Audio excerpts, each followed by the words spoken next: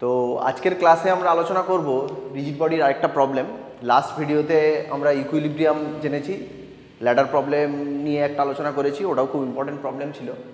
আর এটাও খুব important problem এবং এর যে ফাইনাল রেজাল্টটা আসবে সেই রেজাল্টটা কিন্তু খুব ইম্পর্টেন্ট। যে কোনো স্টাডি মেটেরিয়াল হোক, যে কোনো কম্পিটিটিভ পরীক্ষার বই হোক, বা মানে কি বলবো, যদি যে কোনো কম্পিটিটিভ এক্সামের ক্ষেত্রে, যে কোনো কম্পিটিটিভ এক্সাম মানে আমাদের যেগুলো অল ইন্ডিয়া লেভেলের জেই, নিট, যে কোনো কম্পিটিটিভ এক্সামের ক্ষেত্রে কিন্তু এই ধরনের প্রবলেম, এটার অনেক রকম ভ্যারিয়েশন দেওয়া হয়। তো এই প্রবলেমটা কিন্তু খুব ইম্পর্টেন্ট, এটা সবাইকে শিখতে হবে। শুরু করা যাক, সবাই মন দিয়ে শোনো। এখানে যেটা বলেছে এই প্রবলেমটাতে, এখানে একটা ইনক্লাইন প্লেন আছে, এরকম ইনক্লাইন প্লেনটা স্ট্যাটিক পজিশনে আছে, ওটার কোনো অ্যাক্সিলারেশন বা কিছু নেই। তার উপরে কি আছে, এখানে একটা, এটা ডিস্ক হতে পারে, স্ফিয়ার হতে পারে, সিলিন্ডার হতে পারে, মানে রাউন্ড শেপের। কি হবে এক্স্যাক্টলি পার্টিকুলার কেসের জন্য আমরা করব না, সেটা আমরা যেটা রেজাল্টের আসবে অ্যাক্সিলারেশনে, সেখানে পরে আইগুলো রিপ্লেস করে করে রেজাল্টগুলো আমরা দেখব, যে রিংয়ের ক্ষেত্রে কী হবে, ডিস্কের ক্ষেত্রে কী হবে, স্পিয়ারের ক্ষেত্রে কী হবে। এখন আমরা ওটাকে জেনারেলাইজ করে শুরু করছি। এটার এমন একটা জিনিস, মানে সাইড থেকে দেখলে এটাকে রাউন্ড শেপের মনে হচ্ছে, ওর রেডিয়াস আর মোমেন্ট অফ ইনার্শিয়া আই আমরা ধরে নিচ্ছি, আর জিনিসটার মাস হচ্ছে এম। তাহলে এবার এই রাউন্ড শেপের জিনিসটাকে যদি এখানে ছেড়ে দেওয়া হয় এবং ওখানে বলা আছে যে থিটা অ্যাঙ্গেলটা এমন যে এটা উইদাউট স্লিপিংয়ে রোল করতে করতে নামবে, এটা বলা আছে। এটার অন্য ভ্যারিয়েশনও করা যায়, সেটা আমরা হয়তো পরে অন্য কোনো ক্লাসে দেখব, কিন্তু এই ক্লাসে আমরা আপাতত ধরে নিচ্ছি যে এটা উইদাউট স্লিপিং, মানে এখানে স্লিপ না করে এই পয়েন্টটা কোনোভাবে ঘষে না গিয়ে ওটা গড়িয়ে গড়িয়ে নামবে। তাহলে এই ক্ষেত্রে যেটা আমাদের করতে হবে সেটা হচ্ছে অ্যাক্সিলারেশন ক্যালকুলেট করতে হবে, যে এটা এম মাসের রাউন্ড শেপের একটা জিনিস আছে, আর রেডিয়াসের, সেটাকে এরকম একটা রাফ ইনক্লাইনের উপর ছেড়ে দেওয়া হয়েছে। তাহলে তো এটা রোল করতে করতে নামবে, এইভাবে তো রোল করবে, অ্যাঙ্গুলার অ্যাক্সিলারেশন আলফা। তাহলে এটার অ্যাক্সিলারেশন কত হবে, ওটার আলফাও জিজ্ঞেস করতে পারতো, ফ্রিকশনাল ফোর্সও জিজ্ঞেস করতে পারতো। তো এর ক্যালকুলেশনটা যদি ভালোভাবে বোঝা হয়, তো পরে ওটার থেকে আমরা এফও বার করতে পারবো, সব কিছুই বার করতে পারবো। আপাতত আমাদের যেটা কাজ সেটা হচ্ছে অ্যাক্সিলারেশন ক্যালকুলেট করা। তো এখানে আমরা তাহলে কি করব, প্রথমে আগে ইকুইলিব্রিয়াম যেটা আমরা আগের ভিডিওতে দেখেছি, তো যারা দেখুন তারা দেখে নাও, এখানে লিঙ্কে দিয়ে দেবো আমি। তো সেখানে আমরা কি করেছিলাম, যে কোনো একটা জিনিস ইকুইলিব্রিয়ামে থাকলে তার লিনিয়ার ফোর্সগুলো ব্যালেন্স হবে, মানে লিনিয়ার নেট ফোর্স 0 হবে, আর অ্যাঙ্গুলার মানে টর্কটা 0 হবে। কিন্তু এটা কোনোভাবেই ইকুইলিব্রিয়ামে নেই, এটা রোলিং উইদাউট স্লিপিং, রোল করতে করতে এটা নামবে। তাহলে এটার ক্ষেত্রেও এই মোশনটার কি মিক্সড একটা মোশন, মানে এর মধ্যে লিনিয়ার মোশনও আছে, রৈখিক গতিও আছে, আবার আমাদের কৌণিক গতি বা অ্যাঙ্গুলার মোশনও আছে, বা রোটেশনও আছে। তাহলে এটার ক্ষেত্রে কি করতে হবে, দুটোভাবে জিনিসটাকে বিচার করতে হবে, যে আমার একটা লিনিয়ার পার্টের মোশনের জন্য কি হচ্ছে, তার জন্য আমরা ইকুয়েশন লিখবো ফোর্সের। সিমিলারলি একইভাবে আমার রোটেশনের জন্য কি হচ্ছে, টর্কের একটা ইকুয়েশন লিখব। মানে এটা সলভ করতে গেলে আমাকে দুটো ইকুয়েশন, প্রথম আমার দুটো ইকুয়েশন ফিগার আউট করতে হবে ঠিকঠাক করে। তার মধ্যে প্রথমেরটা একটা হচ্ছে ফোর্সের ইকুয়েশন, আর দ্বিতীয়টা হচ্ছে আমাদের টর্কের ইকুয়েশন। তাহলে দেখে নিই ফোর্স এখানে কি কি আছে। এখানে যে ফোর্স আছে খুব সহজভাবেই তোমরা বুঝতে পারছো, যে এখানে এমজি ওর যে ওয়েটটা সেটা সোজা নিচের দিকে কাজ করছে, তার একটা component perpendicular to the incline plane, এই প্লেনের দিকে লম্বভাবে এমজি কস থিটা কাজ করছে, আর অ্যালং দ্য ইনক্লাইনের যে কম্পোনেন্টটা আছে that is MG sine theta, এইভাবে কাজ করছে। মানে এমজিটাকে ভেঙে দুটো ফোর্স আমি পেয়ে গেলাম।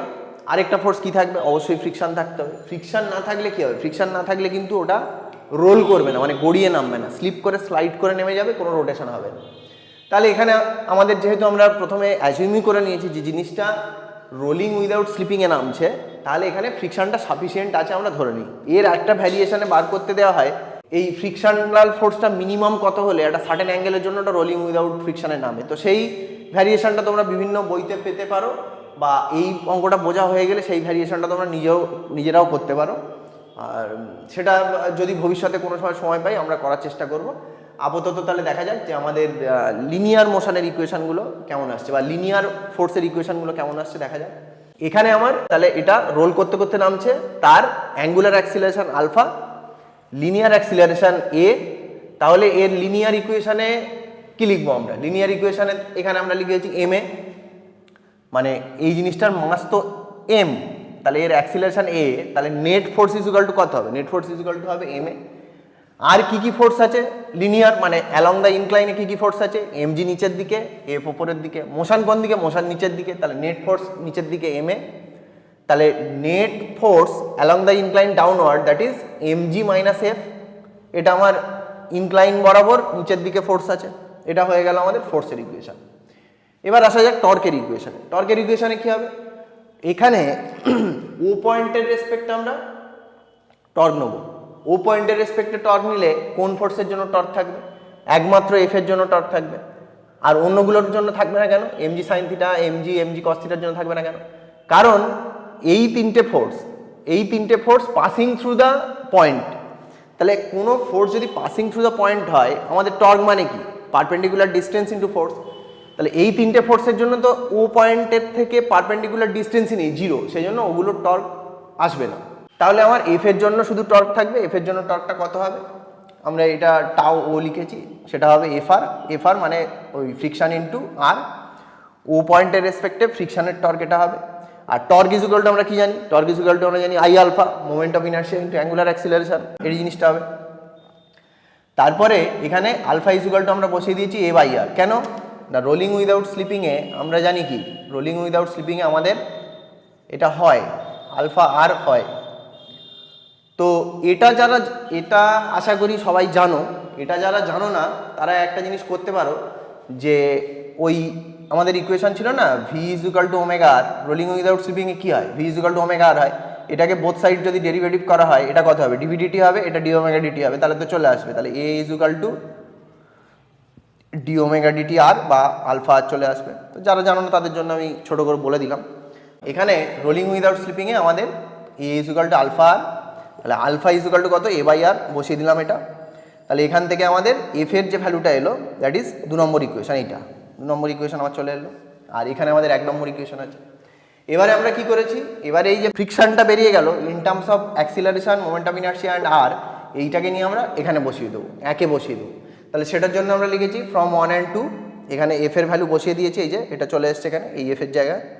তাহলে এখান থেকে যদি এটাকে সিম্পলিফাই করা হয়, এটা যদি বার করা হয় তাহলে এরকম আসবে, উপর নিচে এম দিয়ে ডিভাইড করে দেওয়া হয়েছে, তাহলে ফাইনাল অ্যাক্সিলারেশন আসবে g sine theta by 1 plus I by M R square. এবারে এটা আমি স্পেসিফিক সলিউশন করিনি কেন, নিশ্চয়ই এবার বুঝতে পারছো যে এই যে জিনিসটা, এই যে ইকুয়েশনটা, এটা তোমাদের যারা কম্পিটিটিভ বিভিন্ন পরীক্ষার জন্য প্রিপেয়ার করবে, তোমাদের এই অঙ্কটা নিজেকে একবার ভালো করে বুঝে করতে হবে। করার পরে 2-1বার প্র্যাকটিস করলে এই রেজাল্টটা, মানে আমি কাউকে মুখস্থ করতে বলছি না, কিন্তু কম্পিটিটিভ পরীক্ষায় যেহেতু টাইম কম, এই রেজাল্টটা যদি যারা মনে রাখতে পারবে তাদের ক্ষেত্রে একটা অ্যাডভান্টেজ হবে, কিন্তু জোর করে মনে রাখার দরকার নেই। কেননা কম্পিটিটিভ পরীক্ষায় কী হবে, সব প্রবলেম তো করতে পারা যাবে না, তাহলে তুমি টাইম পাবে। তো এবার যারা মনে রাখতে পারবে না তাদের প্রসেস মনে রাখতে হবে, একটু টাইম বেশি লাগবে, কিন্তু মনে রাখতে গেলে, এটা মুখস্থ করতে গেলে আবার বিপদ আছে, যদি কোনো একটা জিনিস গন্ডগোল হয়ে যায় তাহলে কিন্তু গেল। কত জিনিস তুমি মনে রাখবে, 11-12-এর দুটো ইয়ার মিলিয়ে এতগুলো চ্যাপ্টার, এবার প্রত্যেকটা জায়গায় যদি এবার অঙ্কের শর্টকাট মনে রাখতে হয়, তাহলে এবার মেমোরি ক্যাপাসিটিটা তো এক একজনের এক এক রকম, সেটা নিজের ওপর ডিপেন্ড করছে যে তুমি মনে রাখবে কি রাখবে না, বা সেটা তোমার পার্সোনাল ব্যাপার। তো আমি মনে রাখতে পারি না, আমি সবসময় আমাকে করে নিতে হয়। তো যাই হোক, তাহলে এখানে যেটা এলো অ্যাক্সিলারেশন ইজ ইকুয়াল টু এলো g sine theta by 1 plus I by M R square. তাহলে এইটা আমাদের কি অ্যাক্সিলারেশনের জেনারেলাইজড ইকুয়েশন, মানে সাধারণ একটা ইকুয়েশন চলে এলো এরকম রাউন্ড শেপের একটা জিনিসের, যেটার আই আমরা জানি। এবার এটার থেকে আমরা কি করব, এটার থেকে আমরা স্পেসিফিক কেসগুলোতে চলে যেতে পারি। স্পেসিফিক কেসটা কী হবে না, ডিস্কের মোমেন্ট অফ ইনার্শিয়া আমরা কত জানি, কত, half M R square, I এর জায়গায় বসিয়ে দিয়েছি হাফ এম আর স্কোয়ার। তাহলে এটা কাটাকুটি করে হাফ আসছে, সেটা ক্যালকুলেশন করলে 2/3 জি সাইন থিটা আসবে। একইভাবে স্ফিয়ারের মোমেন্ট অফ ইনার্শিয়া কত, স্ফিয়ারের moment of inertia 2/5 M R square, সেটাকে ক্যালকুলেশন করলে আসবে 5/7 জি সাইন থিটা। সিমিলারলি রিংয়ের মোমেন্ট অফ ইনার্শিয়া কত, এম আর স্কোয়ার, সব থেকে সিম্পল জিনিস রিং, সেটার জন্য এখানে এম আর স্কোয়ার কেটে গিয়ে নিচে 2 আসবে, হাফ জি সাইন থিটা। তাহলে আমাদের ডিস্ক, স্ফিয়ার আর রিংয়ের তিনটে জিনিসের অ্যাক্সিলারেশন বেরিয়ে গেল। এবার এখানে অনেক পরীক্ষাতে একটা এমসিকিউ এর খুব ফেমাস কোয়েশ্চেন আসে যে একটা ইনক্লাইন প্লেন আছে, তার উপর থেকে সেম রেডিয়াস আর সেম মাসের একটা স্ফিয়ার, ডিস্ক আর রিং একসঙ্গে যদি ছেড়ে দেওয়া হয় কোনটা আগে এসে পৌঁছাবে। এটা খুব কমন একটা কোয়েশ্চেন, এটা হয়তো অনেকে কম্পিটিটিভের বইতে দেখেছো। এক্সপ্লানেশান সবাই জানো কি না জানি না, তো যারা জানো না তার এক্সপ্লানেশান হচ্ছে এটা, তাহলে এখানে দেখো আমাদের যে অ্যাক্সিলারেশনগুলো আমরা ক্যালকুলেট করে নিয়েছি তিনটে, এর মধ্যে তুমি কম্পেয়ার করলেই বুঝতে পারবে যে রিংয়ের অ্যাক্সিলারেশনটা সব থেকে কম হচ্ছে, ডিস্কের অ্যাক্সিলারেশনটা তার থেকে বেশি, স্পিয়ারের অ্যাক্সিলারেশন তার থেকে বেশি। তার মানে কি, ওই যে প্রশ্নটা আমাদের এলো যে একই মাস আর রেডিয়াসের স্পিয়ার, রিং আর ডিস্ক একসঙ্গে যদি একটা ইনক্লাইনের উপর থেকে ছেড়ে দেওয়া হয়, কোনটা আগে এসে পৌঁছাবে? যেটার অ্যাক্সিলারেশন সব থেকে বেশি হবে, মানে স্পিয়ার সবার আগে ইনক্লাইনের নিচে এসে পৌঁছাবে। তো এটা তো গেল এর ম্যাথামেটিক্যাল এক্সপ্লেনেশন। তাহলে এর যদি আমাকে কোনো ম্যাথামেটিক্স ছাড়া জিনিসটা বুঝতে হয় তাহলে কী হবে? তাহলে খুব সহজ। তার কারণ মোমেন্ট অফ ইনার্শিয়া আমরা কি, মোমেন্ট অফ ইনার্শিয়া বেড়ে যায় কখন? যখন রোটেশন অ্যাক্সিস থেকে মাসটা দূরের দিকে থাকে। তাহলে স্পিয়ারের ক্ষেত্রে কী হবে, বা আমি যদি রেডিয়াস অফ জাইরেশন দিয়ে বলি, তাহলে স্পিয়ারের ক্ষেত্রে কী হবে? রেডিয়াস অফ জাইরেশনটা আমাদের সব থেকে ছোটো হবে। তোমরা চাইলে ক্যালকুলেট করে দেখতে পারো। স্পিয়ারকে রোল করা মানে রোল করানো ইজিয়ার। এই তিনটে জিনিসের মধ্যে, রিং, ডিস্ক আর স্পিয়ারের মধ্যে একই রেডিয়াস এবং একই মাসের তিনটে জিনিসের মধ্যে স্পিয়ারকে রোল করানো ইজিয়ার। তো সেই জন্য এটার ক্ষেত্রে, বা আমি ম্যাথামেটিক্যালিও এক্সপ্লেনেশন করে দিলাম যে আমরা পরিষ্কার দেখতে পাচ্ছি যে স্পিয়ারের অ্যাক্সিলারেশন সব থেকে বেশি হবে, তাহলে তিনটে জিনিসের মধ্যে স্পিয়ার সবার আগে এসে পৌঁছাবে। তো এই প্রবলেমটা এখানেই শেষ হয়ে গেল, কিন্তু এই প্রবলেমটা আমি সবাইকে বলবো যে তোমরা মানে দেখে নাও প্রবলেমটা, দেখে আশা করি বোঝা গেছে। কোথাও বোঝা না গেলে নিচে কমেন্ট সেকশানে লিখে জানাতে পারো, আমি চেষ্টা করবো এক্সপ্লেন করার। আর এটা কিন্তু শুধু দেখলে হবে না, ফিজিক্সের কোনো অঙ্কই শুধু দেখে বুঝে গেলাম হয়ে গেল ওইভাবে কিন্তু হবে না।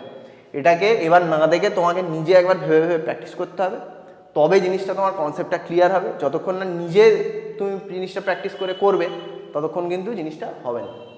তো যাই হোক, এই ক্লাসে এই অবধি। রিজিড বডির আরও প্রবলেম হয়তো আমরা ভবিষ্যতের ক্লাসগুলোতে করব। নেক্সট ক্লাসে দেখা হচ্ছে।